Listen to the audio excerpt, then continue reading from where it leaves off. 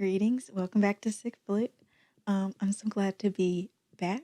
I'm so glad to have you back here with me, and I'm very excited for this episode. So, this episode is dedicated to our sapphic sisters. You know, all of our lesbian queens out there. Um, yeah, this episode is the first official-ish episode of our Pride series where we're going to actually be talking about like movies and stuff. Our first episode was the introductory episode. So we just kind of went over what you can expect from the series going forward, the importance of representation, and a bunch of facts and tidbits and stuff like that. Yeah, I think that's all I have to say. And I think we can actually start with our episode. So, like I said in the last episode, our entertainment news or our what's going on in the industry for the series, it's not going to be current stuff. It's going to kind of be a look back at some various moments of queer film history. And this is going to be dedicated to lesbian film history and stuff like that. I have a lot of facts. I kind of went ham and still felt like everything was important. So we're going to be covering a lot in this segment. I have it broken down into 3 categories, I guess. First, we're going to be looking at various moments throughout the actual film history. And then we're going to be looking at some queer coding and stereotypes. And then lastly, we're going to end off with a bit of like tidbits and little facts here and there. So without further ado, let's get on to the film history part. So our first lesbian themed film was Mädchen in Uniform.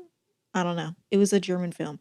It came out in 1931, and you know, depending on who you talk to, it might or might not be considered the first lesbian themed film. A lot of movies, a lot of queer movies, it's all kind of speculation and allegations and stuff like that, especially during, the beginning era, because a lot of it was not very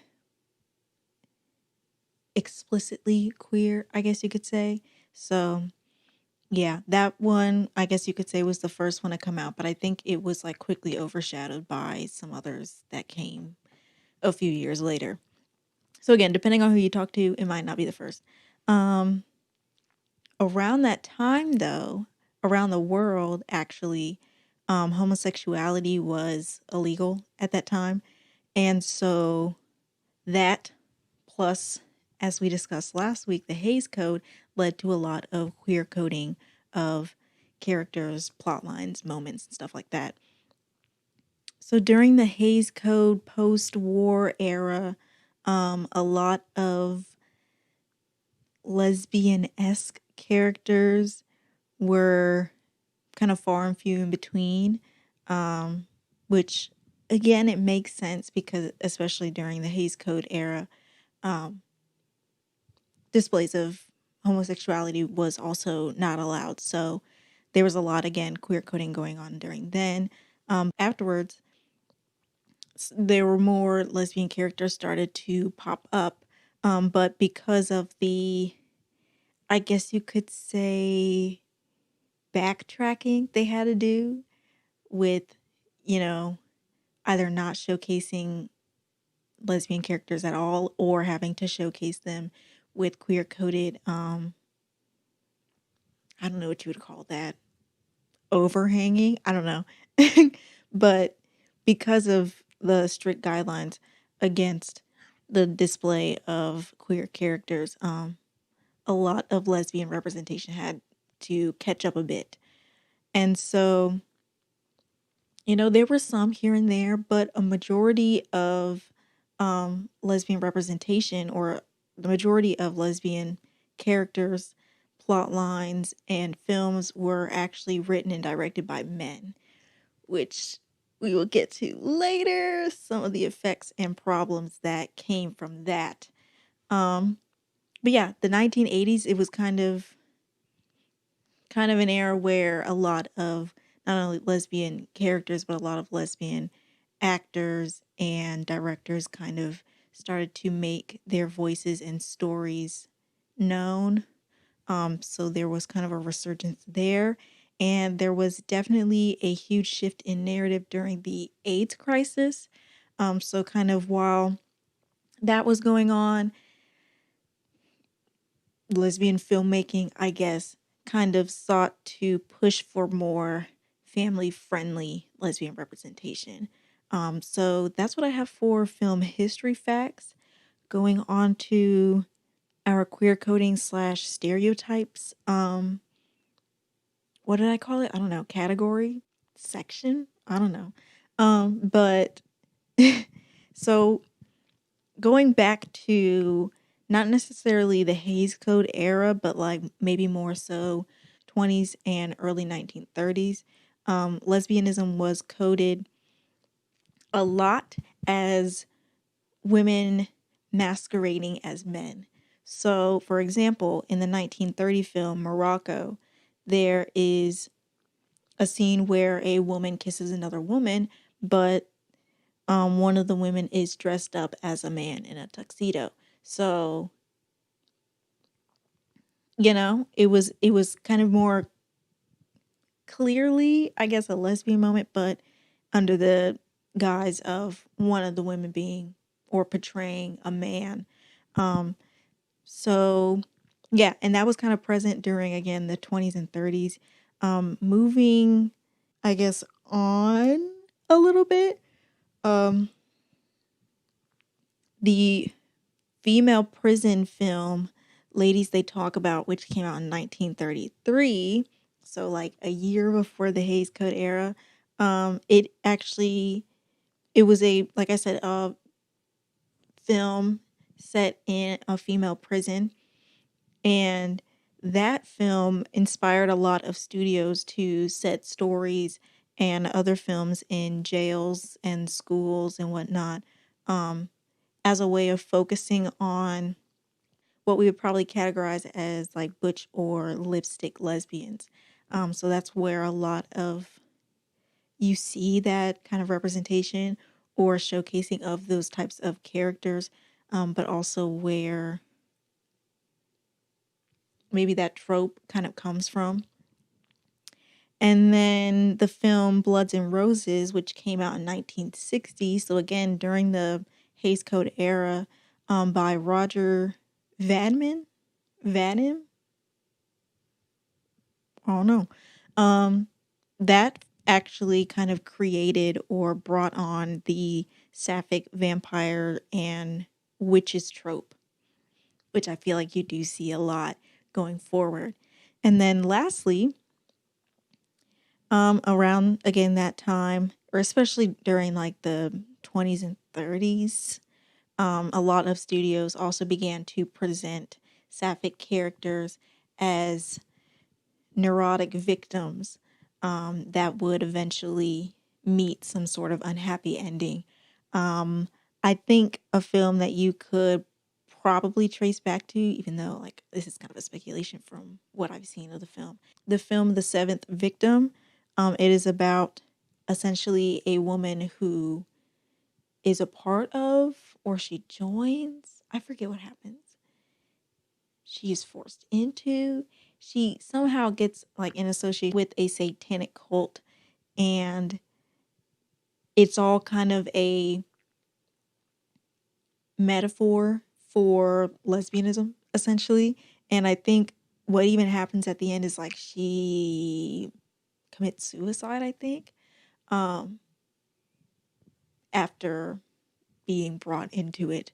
So as you can see, a lot of that kind of trope, or that, I guess not necessarily a stereotype, but yeah, that trope of kind of like a lot of lesbian or queer characters being, deranged or crazy, and then inevitably meeting like a disastrous end.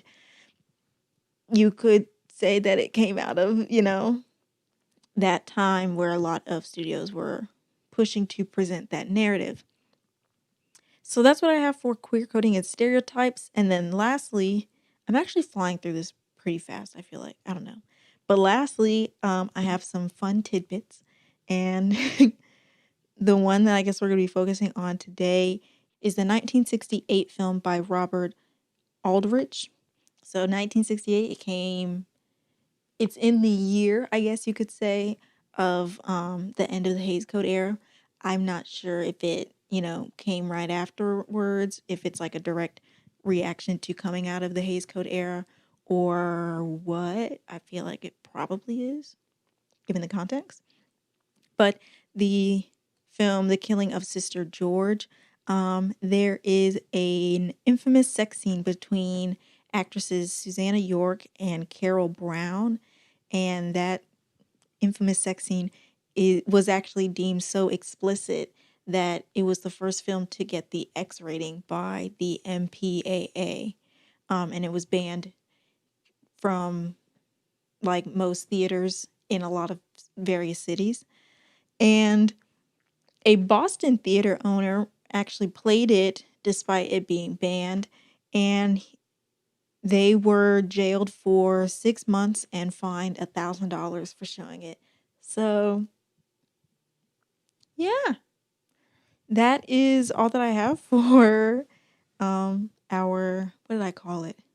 Queer cinema history facts related to our lesbian episode. So, yes, very exciting. And that's all I have for this segment. We're going to get into the context of this episode. So, I have a few films that I want to talk about that I feel like either do a really good job of discussing various themes when it comes to not only lesbianism or the lesbian community, but also the queer community overall. And I have one film that I want to talk about because I think that it is not very positive. Like I said last episode, I originally wanted to only talk about films that I thought were good forms of representation or that I thought were good lesbian films. But I realized that sometimes negative or bad representation, it still aids in the forward movement of queer film, I guess you could say. So we're going to be talking about one that I do not particularly like. And yeah, but I want to start off by talking about one of my favorite, if not probably my favorite, like lesbian film. I definitely would consider it a classic, and that is The Watermelon Woman. We love The Watermelon Woman. We stand The Watermelon Woman. So, if you do not know what The Watermelon Woman is, it is a film that came out. Oh gosh, when did it come out? Like the 1990s, I think. So yeah, it came out in like 1996, 1997. And it is by Cheryl Dunn. I think that's how you pronounce it. And it's kind of like a mockumentary, or as people kind of now describe it, a Dunnumentary, which is kind of like a mockumentary, but in the style that Cheryl Dunn has been doing, and has kind of cultivated over her filmography, I guess you could say.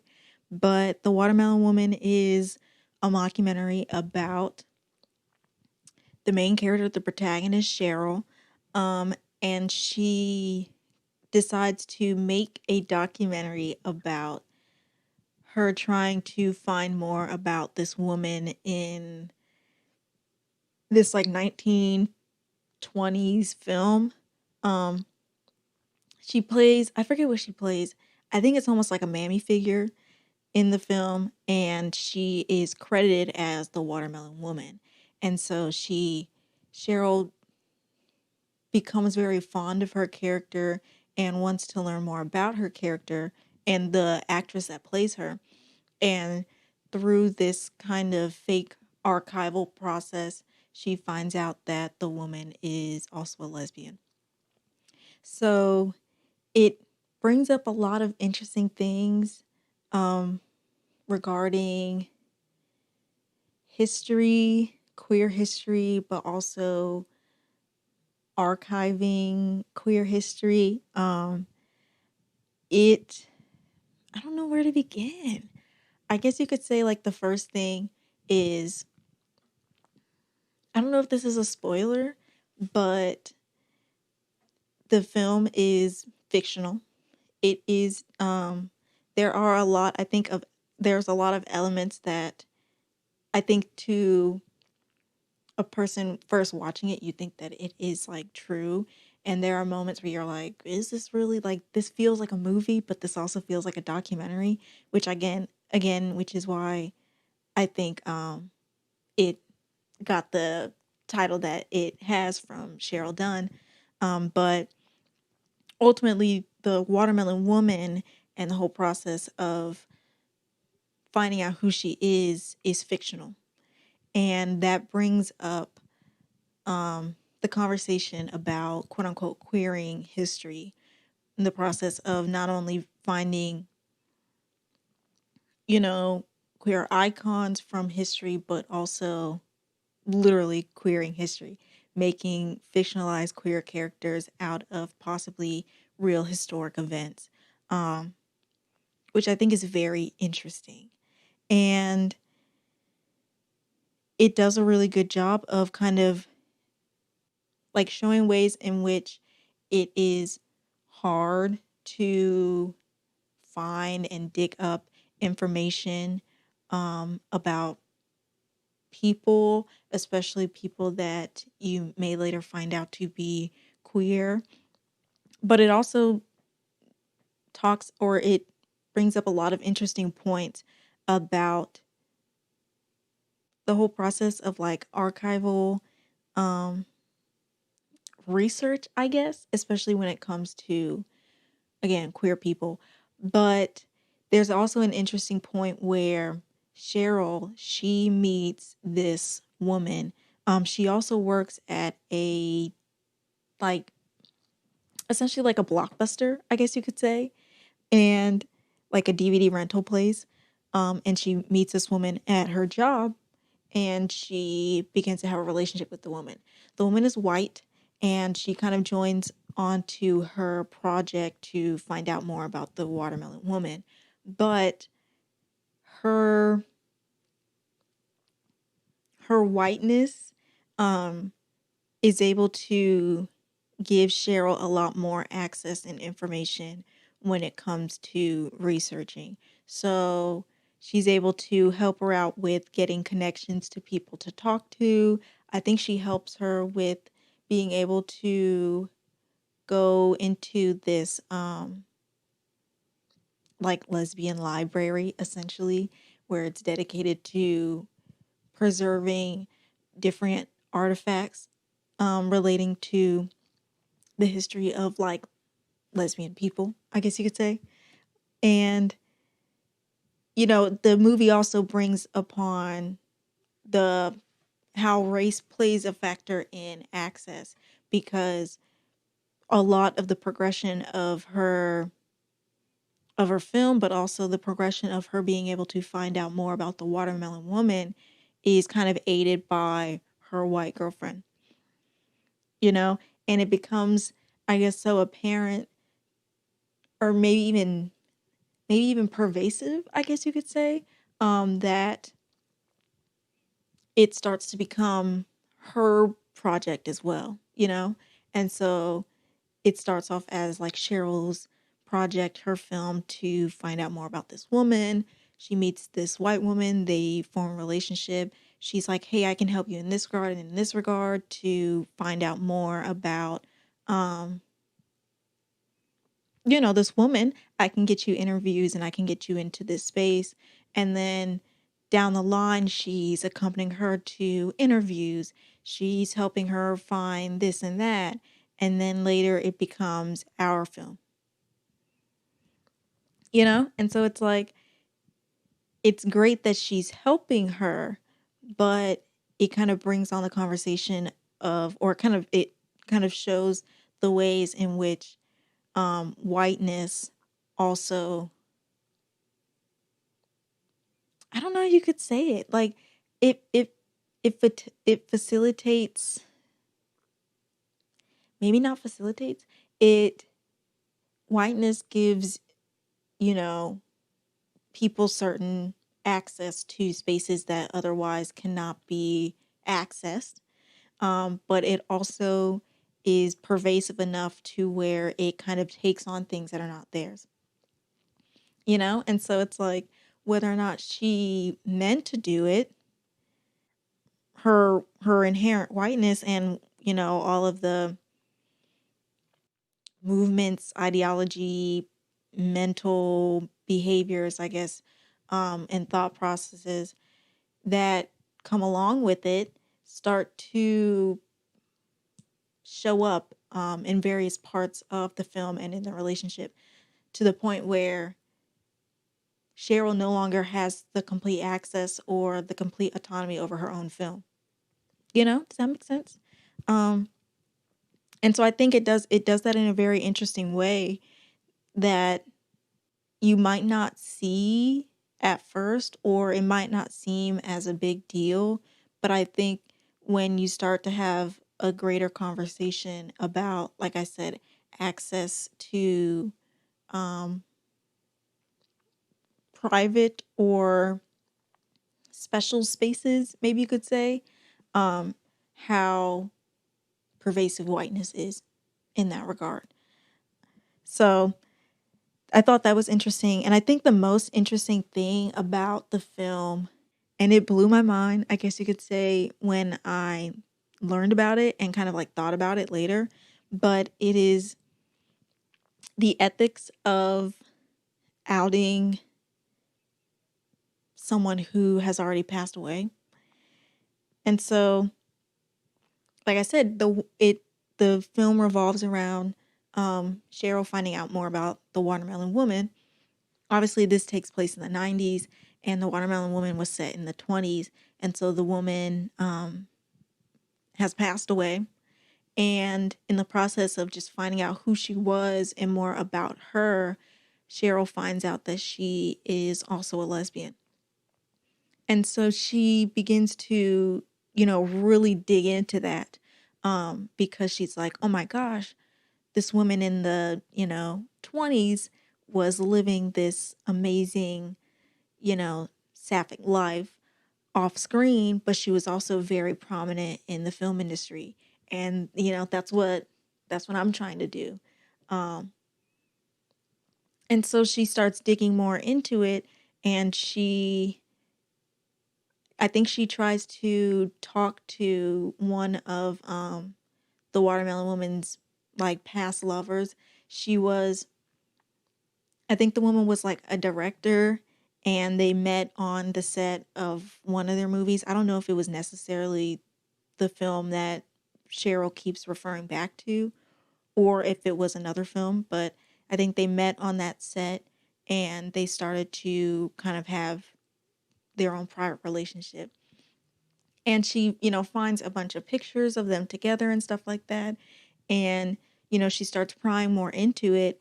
And I think eventually she interviews, I forget who it is.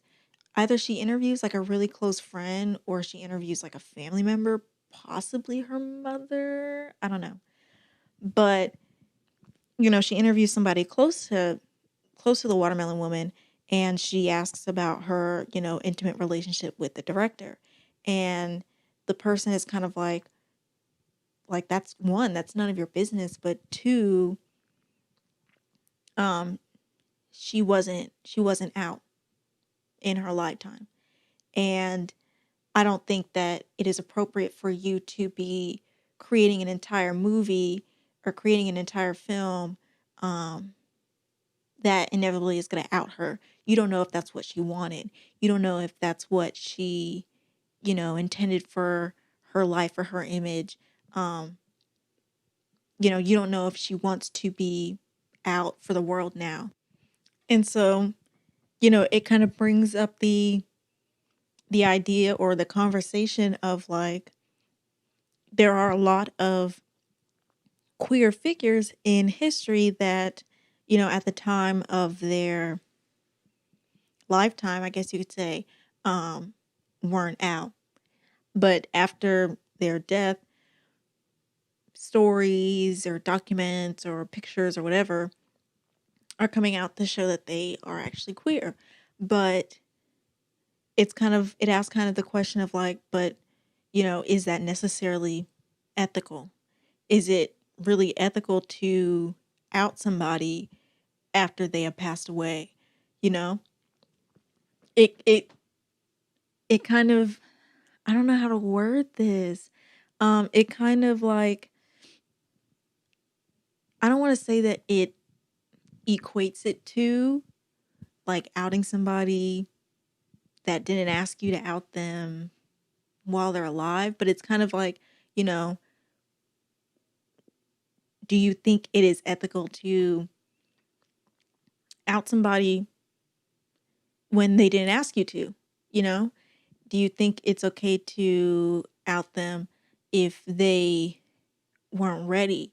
And how do you know that this person ever wanted to be out to anybody? Not even in their lifetime, but like period. How do you know that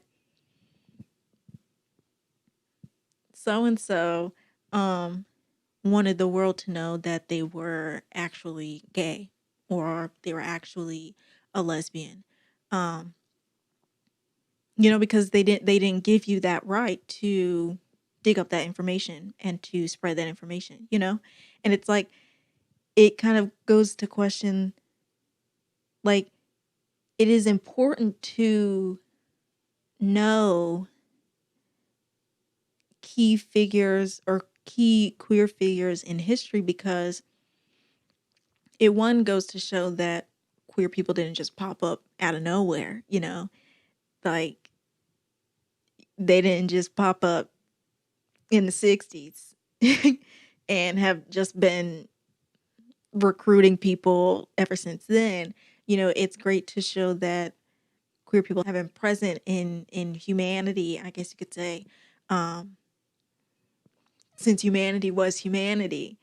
But it's also like, but that consent, I guess you could say, is not there. The consent is not there because they're not alive to give consent. And so it's like, as much as it is important to document those characters, or not those characters, to document those people, and to show people like, hey, at this time there were queer people. This person was queer, this person was queer, this person was queer, through these various documents and stuff like that. It's also like, you have to question how ethical is it to do that work after they have passed away, because like I said, they're not here to give us that consent, you know?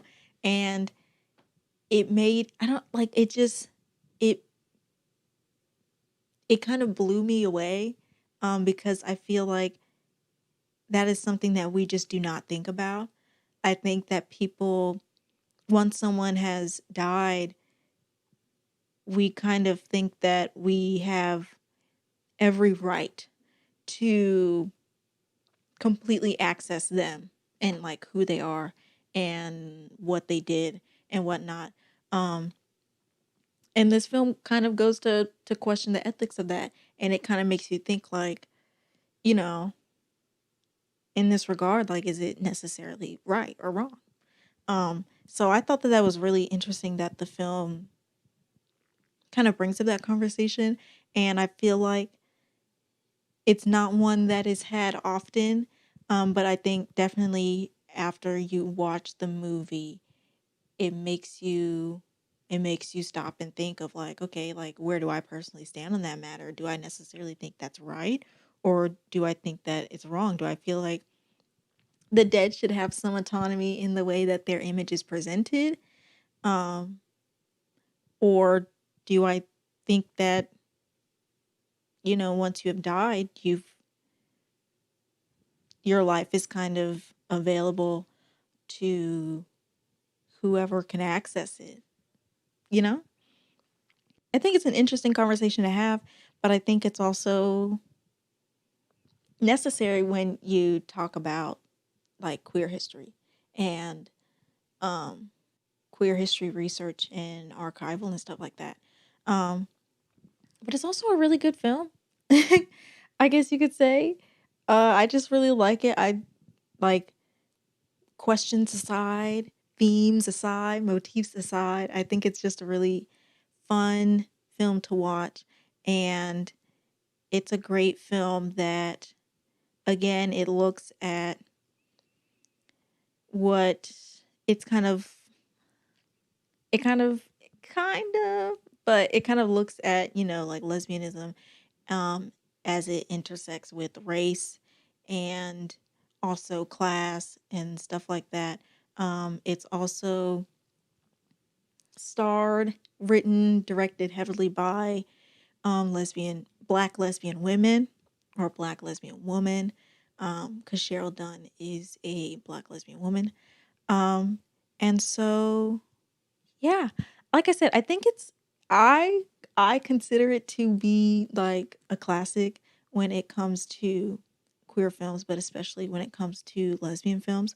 Um, and it might well be one of my favorite in the list that we're talking about. I never have to say that anything is my favorite, but I always have to say that everything's my favorite, you know? So, yeah, if you haven't seen The Watermelon Woman, I know that it's on the Criterion channel. I know that. I don't know if it's anywhere else where you can stream it. It might be on Amazon for free with the subscription. If not, you can rent it. But if you have the Criterion channel, you can definitely watch it on there. And they also have other works by her, which I also recommend. Anything by Cheryl Dunn, I guess I would recommend. So, yeah, moving on. What do I want to do first? I think we're also going to keep in the documentary, mockumentary, archival black lesbian theme here. And we're going to talk about a film that I actually recently came across, yeah, called The Shakedown. The Shakedown, it came out a few years ago, actually, like 2018, I think. And it focuses on a black lesbian strip club in LA that took place or that was very prominent in the late 1990s, early 2000s. Yes. And it kind of focuses on black lesbian culture in general, I guess, but also during, or especially in, the LA kind of California scene. It is very raw. It is very raunchy and it is very sexual. But I think that nature of it makes it really beautiful because it is a very like unflinching celebration, but also like showcasing of um sexuality and sexual liberation, especially for black women, especially for black lesbian women. I think both groups throughout history and especially on film have been kind of denied the autonomy of sexuality and sexual liberation. And so it's really nice to see black women um, express themselves freely and to be given the space to behave sexually and to behave, I guess, in whatever way that they choose. Honestly and truly, it's great to see black women reclaim that amount of personal autonomy over their bodies, but also their sexual orientation, but also their sexual expression, I guess you could say.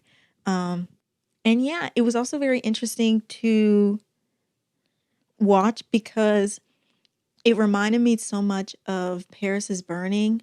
Um, and they actually make a lot of references, not to the documentary, but to the ballroom scene.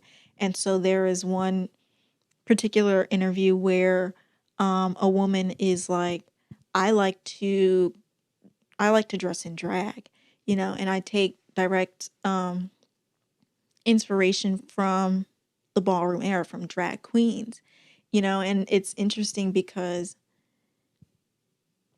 it shows how that era and the history of it permeates, I guess you could say, through um, the queer community, and you see the after effects of that era and the aesthetics of the era or the performance of the era um, in kind of less dated times, I guess you could say, because I feel like, I don't know, I personally feel like the early 2000s happened like 5 years ago.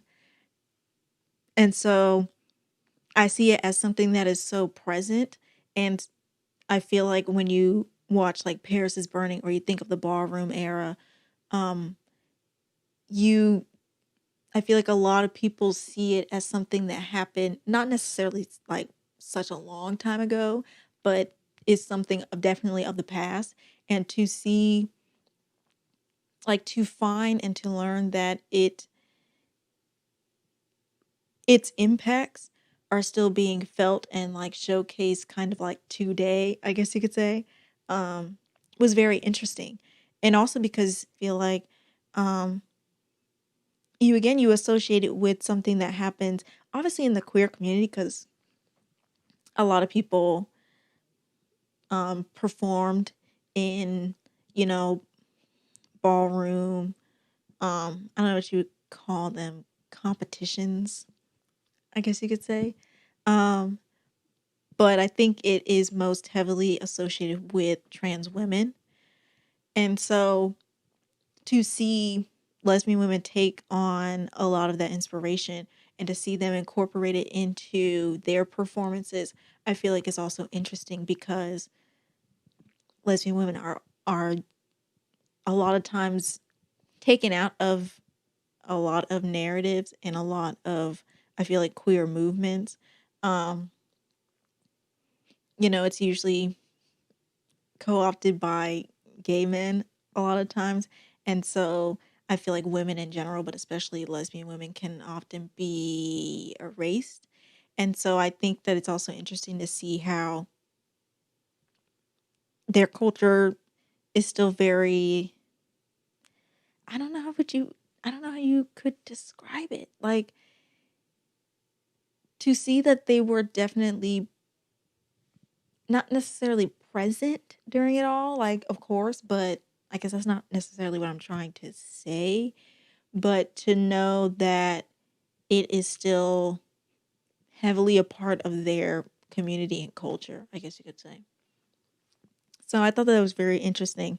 And yeah, I think that is just, I like, honestly and truly, what I really love most about it is that it is such a positive display of autonomy and sexual liberation, honestly and truly. Um, the various women that they interview and showcase, you know, they are never like, oh, that was a very dark time in my life, or like I'm only doing this because this and this, or like I've been forced into, this kind of lifestyle. They're all like, no, like I got drawn into this and found it to be really interesting. Um, and this is something that I genuinely love to do. This is something that I am excited for. And this is such a positive, aspect of my life. And it's really interesting, I feel like, and refreshing to see because, again, I feel like so much of queer representation and a lot of jobs and occupations, I guess you could say, um, for a lot of queer people, it usually seems like they're only doing it because they have to, you know? And a lot of times you don't see them fulfilling their full or expressing their full autonomy. There is some sort of, I feel like, personal restriction that makes them go into X, Y, and Z lifestyle because they are fighting for survival, you know? And so to see this as a safe space for Black lesbian women, but also as a space where they can feel completely free and, you know, they can do whatever they want. It's very empowering, but also very inspirational, I guess you could say, to watch. And it's a crazy ride, but it's a fun ride, you know? And I think when the movie ends, you're just it left me feeling just like really good and really empowered, you know, as kind of like a woman in general. But yeah, I really like the movie. Like I said, it's on the Criterion channel. I like literally came across it. I don't even know how, as I was perusing, and I thought it was pretty interesting. And after having watched it, I think that it is a very important piece of text, I guess you could say, um, to kind of analyze, I guess, the various facets of like lesbian culture, lesbian film. So, yeah. Hmm. Do I want to talk about the film I don't like next? I think I will. So, I guess positive, going off of positive representation, um, or films I feel like do a really good job of showcasing and creating conversation and space for lesbians.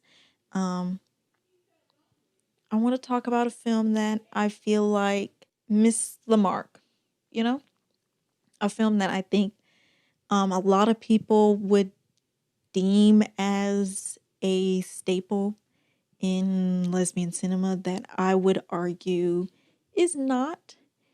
Um, yeah, and that is Blue is the Warmest Color. So, I watched this film a while back. I think, again, when you're talking about films about centering around lesbians, this is probably the first one to come up. And I think it is very sensationalized for a lot of reasons. But I think that also the reason why it is very sensationalized is one of my biggest problems with it.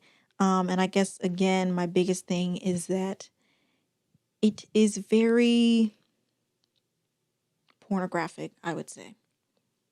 So, Blue is the Warmest Color. It is about a girl in high school. She meets this other girl, and it essentially sparks her like first lesbian relationship. They date for a few years, and they kind of then have like an on and off relationship. They come back together, try things out again, they end up breaking up, blah blah blah blah blah. And yeah, it seems very whatever on the surface, but a major part of this film is that there are various extended and explicit sex scenes throughout the film. I think the biggest problem I have with the film, especially pertaining to the sex scenes, is that ultimately it was directed by a man. Wait a second, though. You know, you might be asking, but can't men create good/decent films about lesbians? Yes. And I will refer to quickly the film The Handmaiden. The Handmaiden was directed by a man, and it is very highly acclaimed. And I think that that is a good movie as well. But I think the difference between that movie, that is a lesbian film featuring lesbian sex scenes directed by a man, and Blue is the Warmest Color, is that the conditions in which those scenes were filmed, and I think the gays that are attached to those films, I think are vastly different. So there was a lot of controversy with Blue is the Warmest Color regarding the sex scenes because there were various allegations of abusive behavior on set. There were like really long hours regarding those scenes, kind of ill treatment of both the actresses involved, but also of crew members, and a kind of perverse way of filming those scenes was brought up,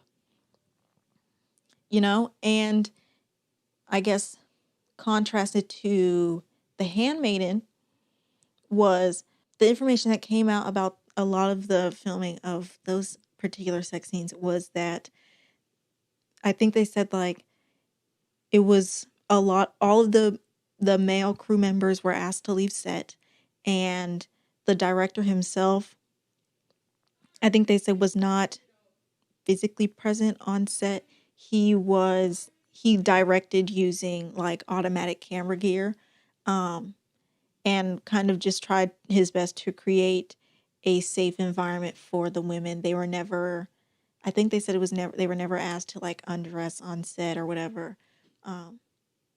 And so kind of just created a safe space for the women to act out these scenes. And I think one, the treatment is especially important, but I think in the way that these films are presented is also important as well, because I feel like Blue is the Warmest Color, especially with the way that the sex scenes are filmed, edited, and presented to the audience. I think they especially cater to the male gaze. And I think when it comes to showcasing lesbians, I guess in general, on film, the male gaze is particularly oppressive and harmful to the representation and the preservation of the lesbian image, because we are not trying to appeal to men at any point. We're not, this is not a story pertaining to, regarding, or involving men at all. So to kind of have that presence there, I think it automatically creates, this harmful space or this oppressive space, because it kind of infringes again on their autonomy and on their ability to express themselves fully in who they are. So yeah, and like I think the film, it ends up becoming a movie that men watch because it is catered to them. And so everything that these women do together that is inherently sexual, it is never for the characters, but is also never for women, especially lesbian women. And so it just kind of automatically becomes a film for men. And again, it strips the film of its audience and its personal autonomy.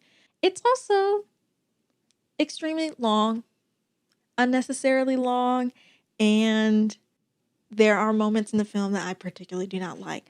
I also do not like the main character. I think she was very annoying.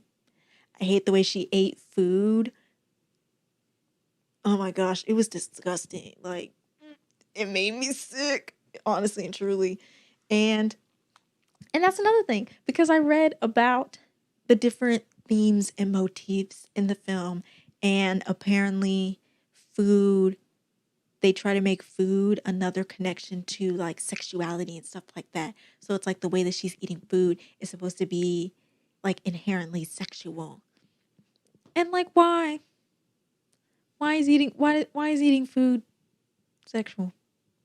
You know? And it's like, again, I feel like that is only a thing that they would try and do to appease the male gaze, because anybody besides men would probably find that to be disgusting, because it is disgusting. The way that she eats pasta makes me want to throw up. Okay? When she cries, oh my gosh. When she, I don't want to talk about it. Her crying is the nastiest thing I've ever seen. I understand that, like, with acting, you really gotta fulfill every emotion. And so I know with a lot of actors, when they cry, they cry.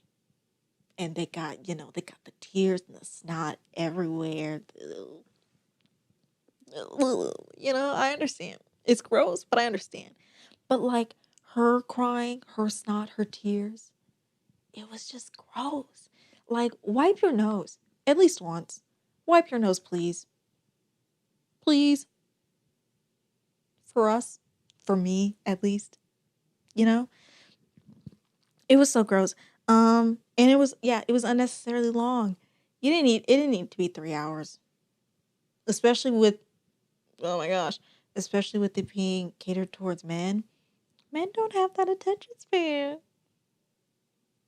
Who do you think was getting to the end of that movie, sir? Men? Men not watching a 3-hour long movie of women get back together. Especially when most of the sex happens in like the first 20 minutes. But whatever. So yeah, I think that discussing that film is important.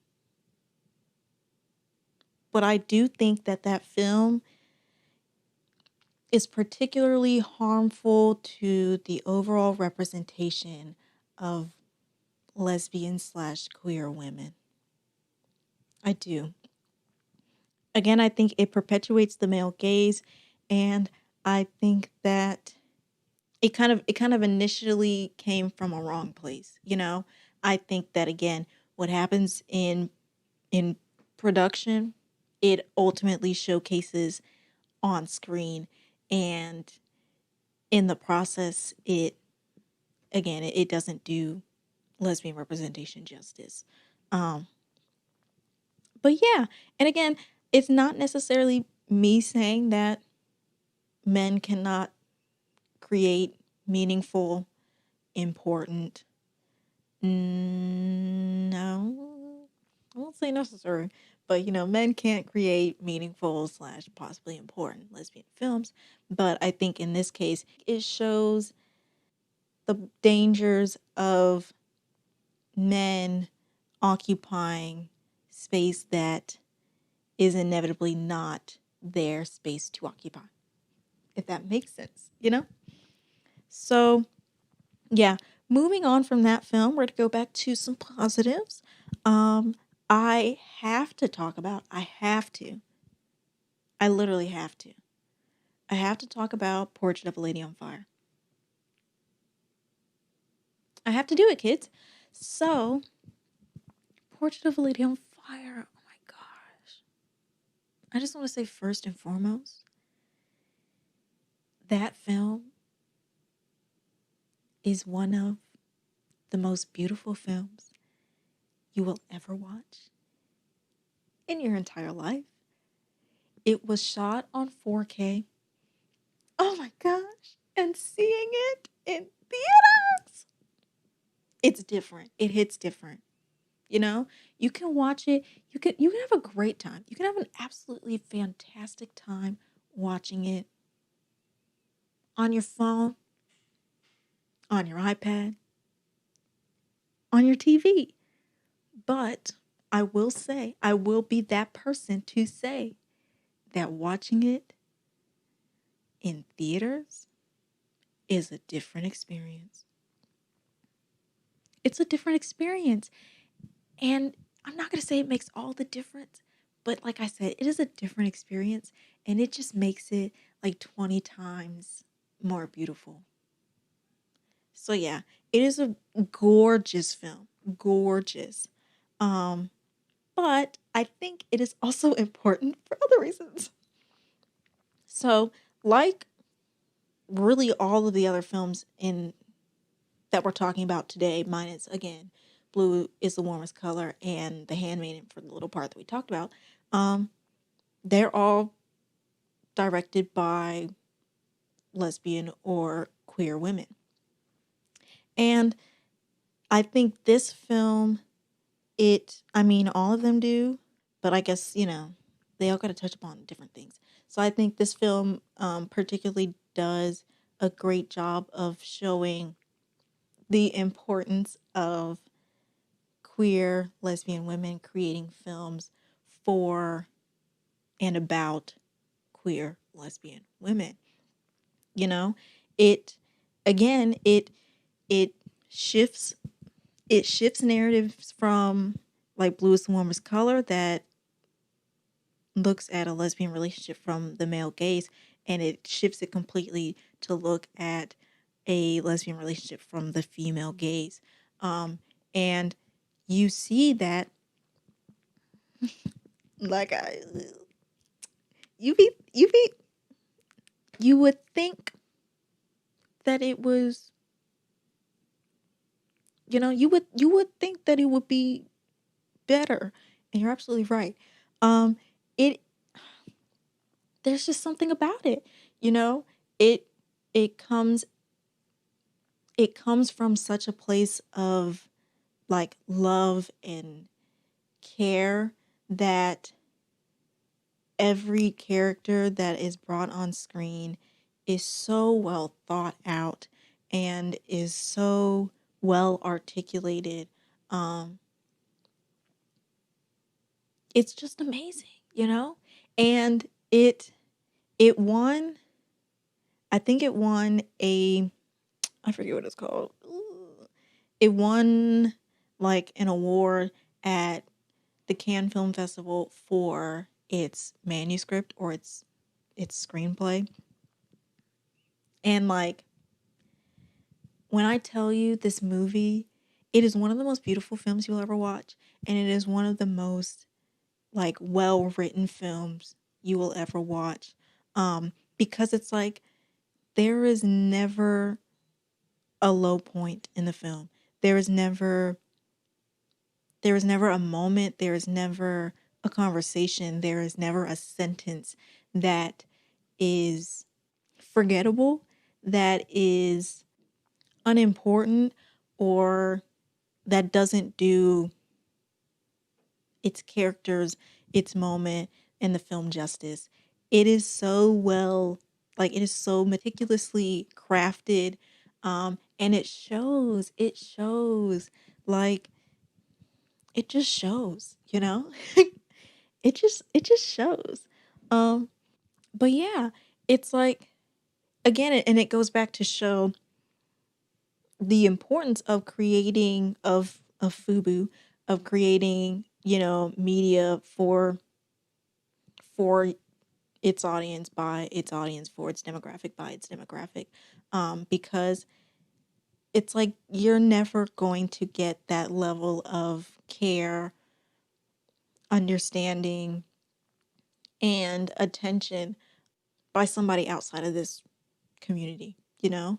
And it is a perfect example of that because it is so well written. It is so particular in the things that it wants to say and the messages it wants to um, bring across, bring forth, I don't know, bring forward, whatever. Um, but yeah, it just overall it shows how much the director cared about the story and how important it was to showcase the story. It also is a period piece. I think I forgot to talk about it. Uh, so it is about a woman who is about to get married, and kind of like a cultural staple of like what 18th century France, I guess you could say, is somebody paints a picture of her, and I think it is like the sending off gift for when she gets married / to her like husband to be. So this woman is about to get married. She's about to, be in this arranged marriage, and she doesn't want to get married. So she refuses to get her portrait painted or her portrait taken. And so her mother hires this female painter to paint a portrait of her. But she's like, she will refuse to sit to get painted. So you have to do all of this in private. And so the woman starts out by, spending time with her, acting as if she is kind of like a companion, getting to know her and stuff like that. And then whenever they're not together, she has to paint her from memory. And so, first it starts as that. And then they start to form a really good bond, and they start to fall in love with each other. But again, ultimately, they kind of can't because she is supposed to get married. And it, like I said, it takes place in the 18th century France, whatever. But I think, again, it being a period piece, it is also important because it kind of goes back to what we talked about with the Watermelon Woman when it comes to queering history. And I think it is a great way of showing how queer lesbian women were present during, the 18th century in a way that might do justice to people that weren't out. So I'm not necessarily going to say that that is the way that we should present queer history, but I think that it might be a great example of a solution to trying to pinpoint queer people within history. Obviously it's not factual, so people can say, well, it's just a movie. That's not actually what happened. But it's like, this is such a realistic portrayal of what happened during that time. This is such a great way to show that, these people, these women existed during that time. And so I think, again, the importance of it being a period piece is because it shows other ways that queer people were present, other ways that they had and formed relationships during that time, despite everything that's going on, or despite what history likes to tell us. People like to tell us about history. So I think that that's necessarily important as well. And I guess my last thing is something I wrote about in my little review that I did on my website that nobody watched, but that's okay because we're going to be talking about it, here. But I talked about how it does a really good job. It's a great example, I guess, of what did I say? A meditation on feeling and yearning. It is such a beautiful story of two women falling in love and creating this beautiful connection. But again, it is such a great meditation on those feelings, the feelings of falling in love, but also caring and attention, and how that relates to loving someone or something, kind of in the same way of Lady Bird, where she's like, maybe that's what love is, paying attention to something. And I think, again, it shows in this film, not only through the interactions of the characters, but also in the presentation of the film, like I said, with its attention to detail, its directing, cinematography, but also in its writing. The way that the director pays attention to each character and the way that it showcases each character and their personal feelings throughout the story. The way that they show feelings or express feelings is not explicit. It's not rudimentary, I guess you could say. It's not like, I like you or I love you, please don't go. It's in the subtle ways that they look at each other. It's in the way that they react to certain moments or the way they respond to certain events. You know, like there's a particular scene in the film where the two women are talking about the different facial expressions they put on in different moments, you know. And so I forget their names, but the painter is like, you know, when you're confused or something, you bite your lip. And then, you know, she bites her lip. And then it's like, and you know, when you're intrigued, you move your eyebrows. And like she moves her eyebrows. And it's like, and when you're embarrassed, you look away. You know, and then she looks away. And it's like, it's stuff like that where you learn more about the women, but you also um learn a lot about forms of expression or feeling that is not always explicitly expressed. Even though she's like, you know, when you're feeling this way, you do that. But again, it's like you have that moment where they talk about their feelings and the way that they respond to certain things in certain ways. And then you see them respond to certain things in certain ways with those same reactions. And again, it just shows how feeling, you know what I'm saying? It shows like it just shows like a deeper it shows like feel like a deeper meaning or understanding of feeling and expression. And again, it goes to show that the film as a whole is much more than a story of a doomed relationship. You know, it is a story of all of the feelings that come with forming an intimate and important relationship like that, if that makes sense, you know? So yeah, I just I just love this movie. I love this movie. I think it is really good. It's on Hulu. I highly recommend you watch it. Highly recommend you watch it because I think that again, it is such a beautiful film. But it's just really good. And it taps into feelings and moments and like energy that I feel like it's just so complex, but also kind of like primitive, like so ingrained into our beings, but still so complex that you really cannot describe it, you know? And I feel like the ability to do that um, makes it so much better. So yeah.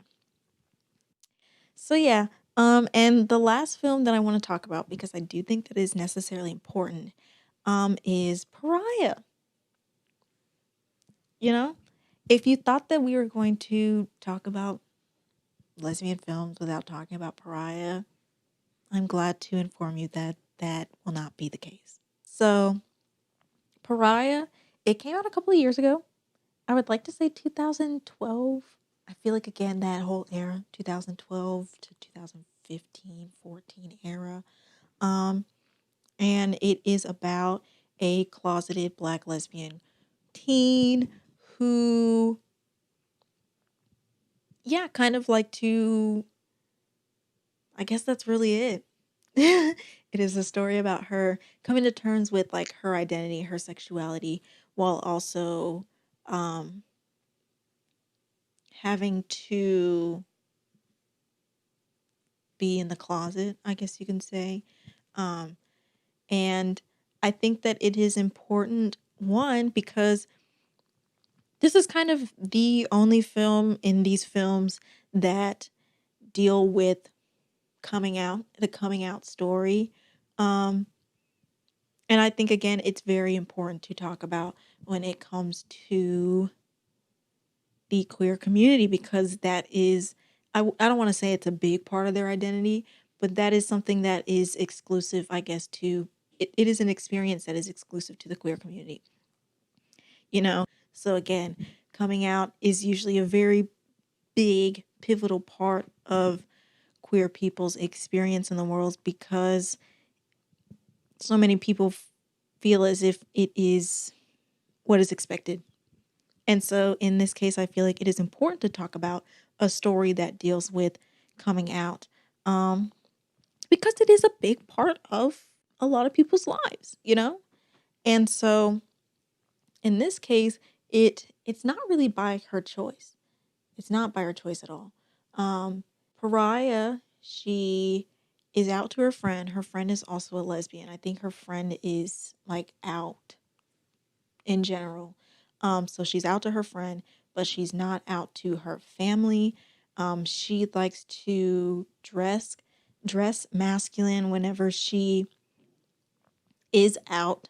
So like whenever she's hanging out with her friend, whenever they go to, you know, lesbian slash queer bars and events, she likes to dress pretty masculine. But to her family, she dresses very feminine, which is more so pushed upon her by her mother, which I think, you can sense in the film that her mother senses that her daughter is not straight. And so she pushes femininity on her as a way of reassuring herself that she is, I guess you could say, or as a way of kind of denying that she is lesbian.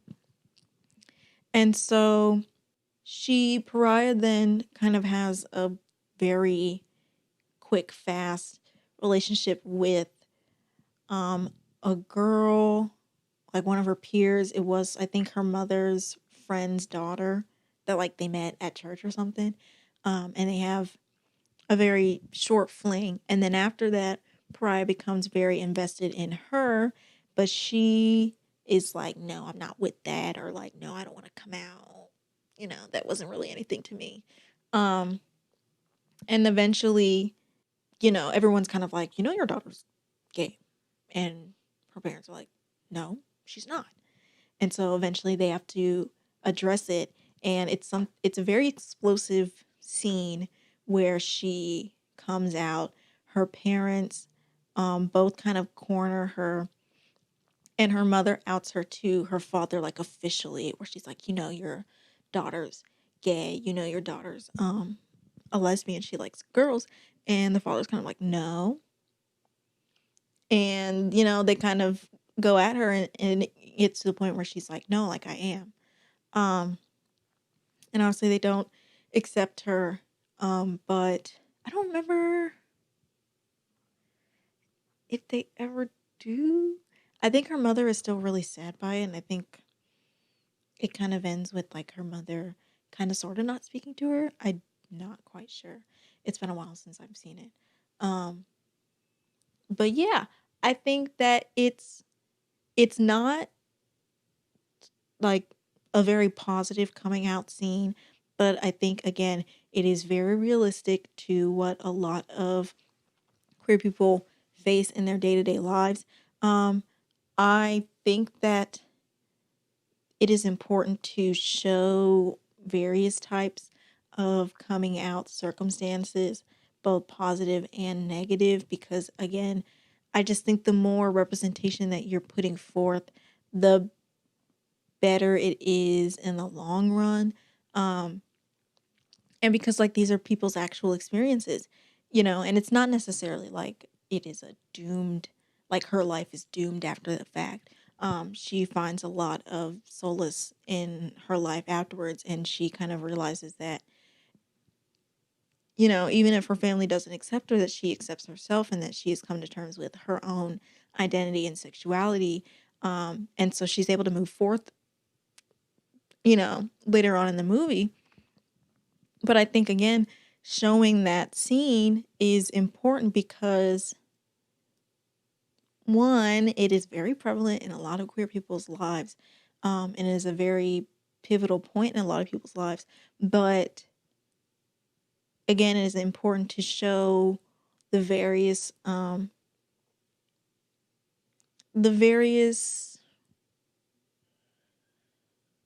situations, I guess you could say, the various like coming out situations.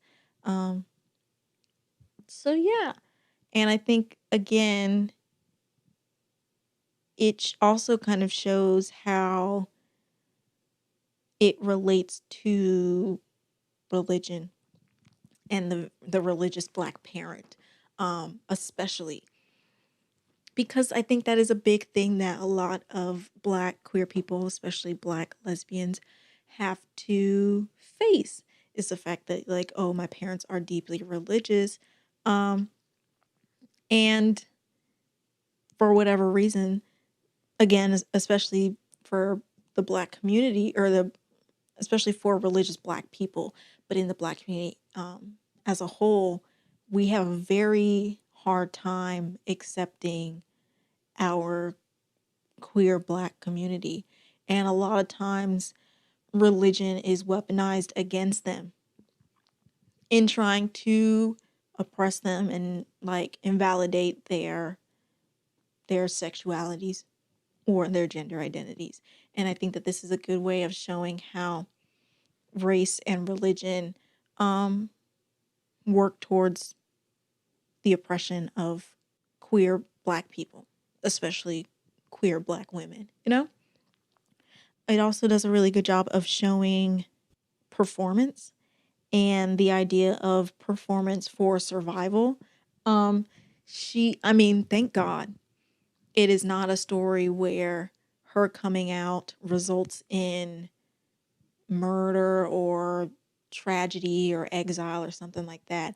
But even though, something tragic does not happen to her, you still see how she performs in certain ways as a means of, like, staying in the closet, again, as a means of kind of survival, because she knows that her parents or her family slash community is not accepting of her or people like her. And in order to, keep peace with her family, but in order to, overall survive in her environment, she has to um, put on a performance. It's similar to, I don't want to say it. I don't want to say it. Ooh. It's similar to Moonlight in the way that they, she feels like she has to put on the exact opposite, or like she has to, how would I describe it? Like she has to take on the extreme of the opposite spectrum in order to disguise herself as a heteronormative Black woman, So, like, in the same way that Chiron, he put on the hyper masculine slash toxic masculine persona as a way of kind of, one, escaping the trauma he dealt with in his youth, but also as a way to kind of distance himself from his sexuality, so he felt like, I can't, like, people do not accept me as a gay Black man. And so what I need to do in order to survive and in order to maneuver through the world in the best way possible, I need to put on this persona. I need to be this extremely buff, masculine drug dealer because, that's how I'm going to get the best results. That's how I'm going to be able to live the life that I want to live without the repercussions of homophobia. And I think it's the same way for Pariah. Again, it's heavily pushed on by her mother, but I guess you could say she goes along with it because she's like, if I dress this way and I act this way and I put on the persona of a hyper feminine woman or teen, no one will know that I am lesbian. No one will out me that I am lesbian. But my family will also accept me and love me, And so, again, it brings up the idea or the concept of queer people performing straightness or heteronormativity, I guess, especially to the extreme as a means of survival in their environment, if that makes sense. And I think that that's also very interesting because it is something that, again, is not brought up in these other films because these women do not have to, they either do not have to come out to anybody, or their sexuality and their gender expression is not at all, like it still very much aligns with heteronormativity, you know? So I guess you could say like in Portrait of a Lady on Fire, the women might be lesbian and they might have a lesbian relationship, and it might be closeted because, you know, they cannot actually get together during this time. But neither one of them dresses outside of the norm for women during that time, if that makes sense. So particularly for Pariah, you know, when she is most comfortable in her gender identity and her sexuality, she dresses more masculine. You know, she dresses more butch. But when she is in the closet, when she is trying to be undercover, she can't dress that way because then it will blow her cover. You know, it will show people that, hey, I'm not, you know, a heteronormative straight woman or whatever. You know, I'm a lesbian woman that likes to dress more masculine. And again, it just shows the concept of kind of like queer people using gender expression, I guess you could say maybe as like a performance for survival. And I guess lastly, I think it is particularly important to talk about when it comes to lesbian cinema because, again, unlike these other films, it focuses on queer youth, um, especially Black queer youth, especially Black queer women. So we've gotten a lot of films recently that focus on queer youth. Um, and I'm not going to say that this is like, you know, I don't want to make any crazy claims like this was the first to do it, blah, blah, blah, blah, blah. But, you know, I think it was definitely ahead of its time. I would say. I think it definitely did a lot for the culture. And I think its focus on queer youth again is important. Going back to our introductory episode where it's like showing that it shows a lot of queer youth that, you know, might not have realized that they are lesbian or that they are, you know, trans or whatever. And it shows them somebody who is that they can identify with and that they can, you know, it could possibly just help them understand themselves a lot better. But again, it also shows this person on screen that they can relate to. And it also shows a lot of older people, maybe like a look into the lives, mindsets, trials, and tribulations of queer youth, you know? Um, so yeah, I think that's all I have to say.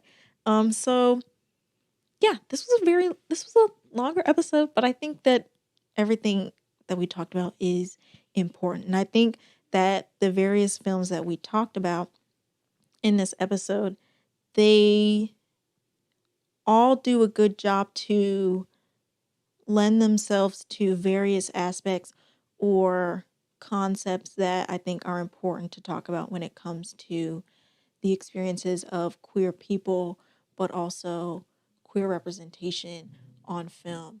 And again, I think most of these films do a really good job of bringing up, focusing, and talking about different aspects when it comes to queer media representation. So yeah, that's all that I have for this episode. I don't remember if I said last week that I was going to be recommending stuff. I don't know. If I said I wasn't, I'm breaking it. But I just wanted to like use the sick flick um of the week segment as a way of kind of recommending other things that we might not have talked about, because even though I think that we cover a good deal of stuff in at least this episode, um like I only talked about like 5 or 6 films, you know? So some other movies that I think are particularly good to watch as it pertains to lesbian representation in lesbian cinema.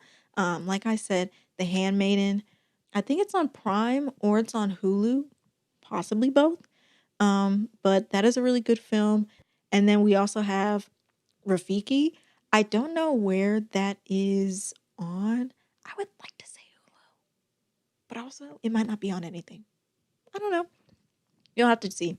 That movie I heard was really good. I actually personally have not seen it, but I've heard really good things about it. So that is a recommendation for you and I. How can I be recommending things that I haven't seen? I don't know, but I trust that recommendation. I'll say that, you know? Um, so yeah. And then the last one is The Miseducation of Cameron Post. I have no idea where you would watch this. Amazon, Hulu, Netflix. I'm not sure. I haven't kept up with where it is at, which is surprising for me.